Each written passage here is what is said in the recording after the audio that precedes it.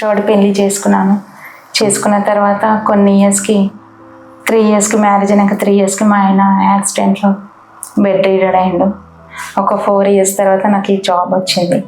నా ఫ్రెండ్ని అడిగిన నేను జాబ్ ఉంటే ఏదైనా చెప్పు అని. తను అనేది సరే ఒకసారి మా హాస్పిటల్లో అడుగు, నేను ఇక్కడ చేసిన పుష్పగిరి ఐ హాస్పిటల్ అంటే జాబ్ ఉంది, అమ్మాయిని జాయిన్ అవ్వమని చెప్పారు. జాయిన్ అయినాను సార్. అప్పటి నుండి ఇల్లు నేనే అన్నీ నడిపిస్తూ వచ్చిన.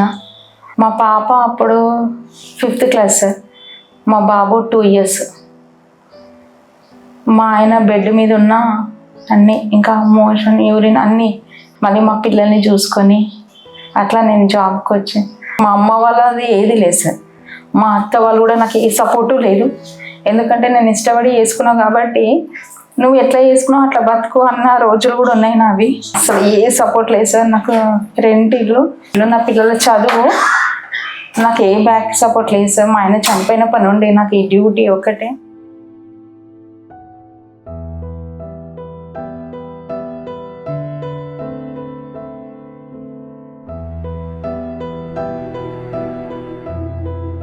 ఒక ఆడపిల్ల హస్బెండ్ లేకపోయినా బ్యాక్ సపోర్ట్ లేకపోయినా నాకు ఒక తోడు అంటే నాకు ఒకటి ఉంది అని అదొకటి నేర్చుకున్నాను సార్. ఆడపిల్ల అంటే తన జాబ్లో తను ఏదన్నా మంచి చేసుకొని ఆ ఒక్కటి ఆ పిల్లల్ని సాదుకొని బతకగలిగేది అనేది ఒకటి నేర్చుకున్నాను సార్ నేను ఇక్కడ.